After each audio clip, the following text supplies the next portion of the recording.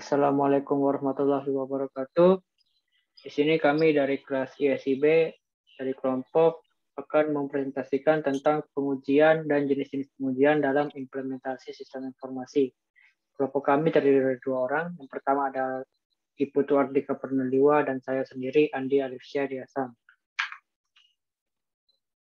Pengujian dalam paket lunak sendiri itu adalah sebuah metode untuk memeriksa apakah aplikasi yang dibuat sudah sesuai dengan persyaratan yang diharapkan atau belum. Pada pengujian ini juga akan memastikan bahwa produk bebas dari cacat atau dekomposisi yang kurang sesuai. Selanjutnya, pengujian ini melibatkan beberapa proses pemeriksaan komponen dalam sistem menggunakan alat manual maupun alat otomatis. Dan juga pengujian ini dilakukan dengan harapan bahwa produk software yang diuji dengan benar dapat memastikan keandalan, keamanan, dan kualitas yang selanjutnya bisa menghasilkan penghematan waktu, efektivitas biaya, dan kepuasan pelanggan. Dalam pengujian sendiri terdiri atas 2, yaitu white box testing dan black box testing. Untuk white box testing sendiri sesuai namanya, white box testing akan melihat pengujian software seakan-akan bahwa software itu terdiri dari kotak yang putih atau kotak yang transparan. Dalam hal ini kita melakukan pengujian terhadap sumbernya atau source code-nya. Dari pengujian ini akan menggunakan struktur kontrol dari prosedur yang terdapat dalam perancangan yang dibuat dalam bentuk kasus uji. Dalam salah satu contoh dari testing ini adalah berupa batch spread testing. Batch spread testing ini adalah kasus uji berdasarkan jalur-jalur PET yang disusun berdasarkan source code atau algoritma source code-nya. Seperti dalam hal ini dapat berupa flowchart atau source code. Kedua ini dapat diubah dalam bentuk flow graph yang akan diimplementasikan sebagai PET kasus uji. Baik, sebagai contoh dalam basis PET testing kali ini dapat dilihat bahwa terdapat 6 jalur kasus uji. Yang pertama itu jalur 1 yang dimulai dari node 1, 2, 10, 11, dan 13. Seterusnya juga untuk jalur 2, 3, 4, 5, 6. Bisa dilihat bahwa dalam basis PET testing kali ini terdapat 6 jalur independen. 6 jalur independen ini juga merupakan kompleksitas siklomatik atau kompleksitas dari seberapa kompleks testing menggunakan basis PET pada suatu pengujian. Selanjutnya untuk melengkapi basis PET testing terdapat yang namanya condition testing. Sesuai namanya, condition testing ini adalah sebuah pengujian kotak uji untuk menguji validitas implementasi dalam seleksi kondisi dari program. Dalam hal ini terdapat 2 kondisi, yaitu simple condition dan compound condition. Simple condition adalah seleksi kondisi seperti if, then itu yang menggunakan satu seleksi operasi saja. Sementara compound condition adalah terdiri dari beberapa simple condition atau yang lebih kompleks dan terdiri dari beberapa 2 atau lebih seleksi operasi. Selanjutnya untuk melengkapi terdapat juga loop testing atau pengujian kotak putih untuk menguji validitas seleksi perulangan. Terdiri dari 2, yaitu adalah simple loop dan nested loop. Dalam loop testing sendiri ini bakal melihat apakah implementasi dari seleksi perulangan itu menghasilkan output atau hasil yang sesuai dengan yang diharapkan. Dari simple loop sendiri itu adalah perulangan secara satu perulangan saja, sementara nested loop adalah perulangan dalam perulangan. Selanjutnya, untuk kelebihan dari white box testing ini, pertama adalah pengembang perangkat lunak akan lebih berhati-hati dalam melakukan implementasi software-nya, karena akan dicoba sampai tahap implementasi source code. Selanjutnya juga akan ditemukan kesalahan yang tidak terlihat dalam source code. Selain itu, semua kode dan struktur software akan diuji. Dan juga salah satu kelebihannya adalah bisa dilakukan sebelum software diluncurkan karena hanya berbasis source code dan tidak melibatkan user interface. Tetapi ada beberapa kekurangan dalam white box testing. Yang pertama adalah teknik pengujian ini tergolong cukup mahal karena memerlukan teknik teknik khusus dan alat-alat khusus untuk menguji source code-nya. Selanjutnya, jika dilakukan penambahan atau pengurangan dalam source code atau dalam proses coding, maka kita akan melakukan proses pengujian kembali karena source code yang diuji telah berubah. Selanjutnya, kita tidak dapat menguji fungsi software yang dikerjakan atau yang dilakukan oleh pengguna. Dan juga white box testing ini adalah salah satu testing yang bisa dibilang sangat kompleks untuk dilakukan sebagai pengujian perangkat lunak. Baik, selanjutnya untuk black box testing akan dijelaskan oleh Mas Iputu Artika Pemeliwa. Baik, terima kasih atas waktunya. Sekarang saya akan mencoba menjelaskan mengenai testing yang kedua, yaitu black box testing. Jadi black box testing ini dapat mohon maaf, dapat dikatakan sebagai pelengkap bagi white box testing. Jadi dapat dikatakan sebagai pengujian yang berfokus terhadap perilaku sistem ataupun kebutuhan fungsi yang berada pada sistem dari perangkat lunak gitu. Nah, jadi black box testing ini juga memiliki jenis-jenisnya. Ada 4. Yang pertama, next, yaitu pengujian ekuivalen atau dapat kita katakan sebagai equivalence class testing. Jadi pengujian ekuivalen ini adalah salah satu jenis pengujian dengan membagi domain sebuah program menjadi kelas-kelas data, di mana kasus uji nantinya akan diturunkan. Jadi pengujian ekuivalen ini juga salah satu kasus atau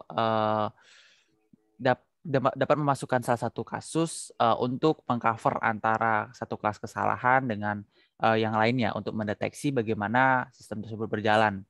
Dan juga dapat mengecek apakah kumpulan data dari setiap kelas memiliki pengaruh yang sama atau tidak terhadap programnya, gitu. Dan kemudian ada pengujian batas atau limit testing. Jadi limit testing di sini adalah pengujian black box yang menguji nilai-nilai yang terdapat di perbatasan. Maksudnya di sini nilai perbatasan itu bagaimana limit-limit, kita dapat mengecek limit-limit yang ada di perangkat lunak tersebut. Itu kita tes sejauh mana sih limit-limit yang ada. Dan limit testing ini juga dapat dikatakan sebagai pengujian analisis nilai batas atau boundary value analysis testing. Next.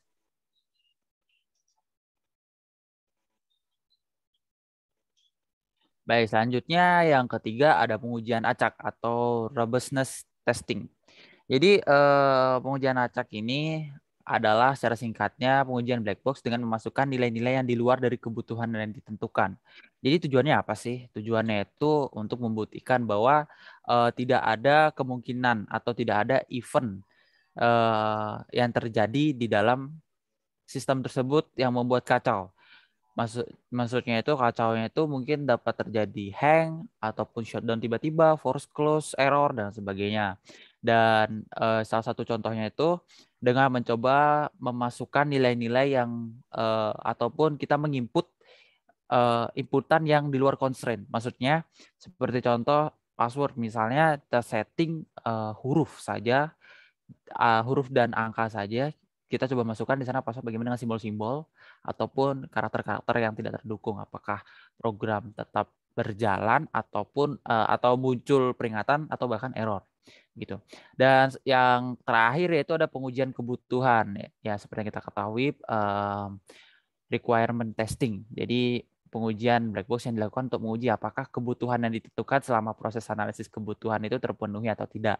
Jadi di sini setiap kebutuhan itu dapat diuji dengan menggunakan traceability matrix. Nah, jadi maksudnya gimana? Setiap kebutuhan-kebutuhan yang sudah didefinisikan sebelumnya itu benar-benar dicoba satu persatu di sini. Apakah sudah sesuai, sudah terpenuhi ataupun belum. Oke, next. Baik, selanjutnya akan menuju ke strategi pelaksanaan. Nah, jadi apa sih strategi pelaksanaan atau dari black box ini bagaimana?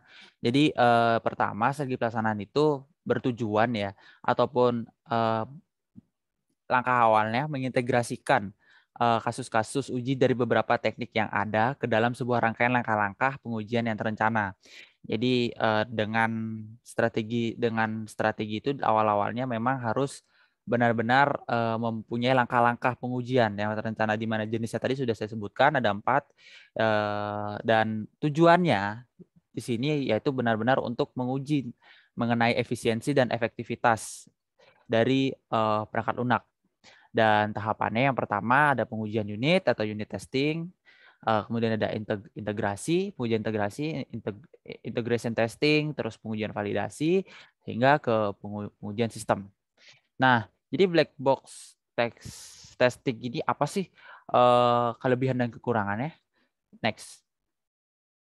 Baik, jadi di sini kelebihannya ya. Jadi black box testing ini tidak membutuhkan orang yang memiliki latar belakang teknis, karena benar-benar menguji bagaimana fungsional ataupun bagaimana sistem tersebut bekerja secara behaviornya. Dan yang kedua, penguji dapat memahami pengguna dan melihat dari sudut pandang yang tepat saat melakukan pengujian software. Jadi saat menguji, jadi kita dapat mengetahui bagaimana sudut pandang pengguna ketika menggunakan perangkat lunak yang sudah jadi gitu.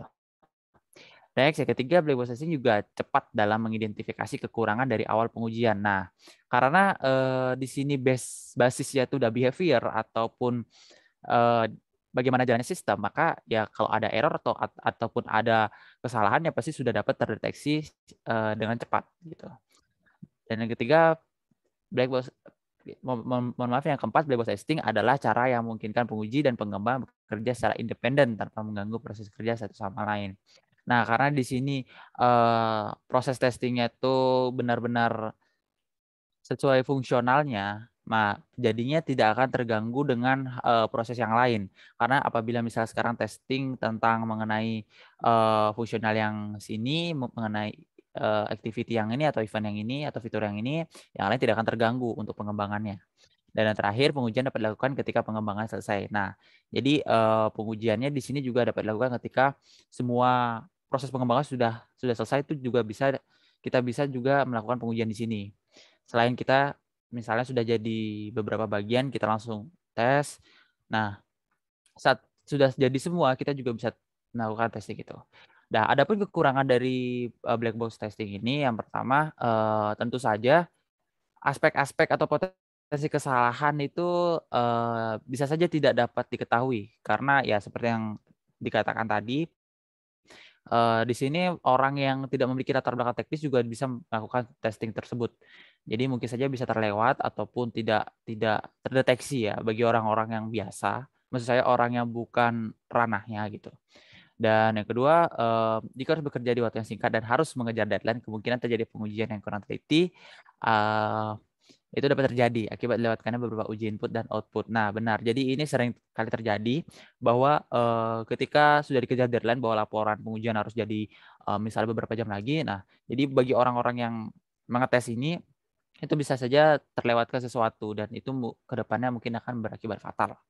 Nah, mungkin sekian saja penjelasan tentang white box testing dan black box testing dari kami. Kurang lebihnya mohon maaf. Saya Putu Dika Pranaliwa dan rekan saya Andi Alif Sadiasam. Kurang lebihnya pamit undur diri. Wassalamualaikum warahmatullahi wabarakatuh.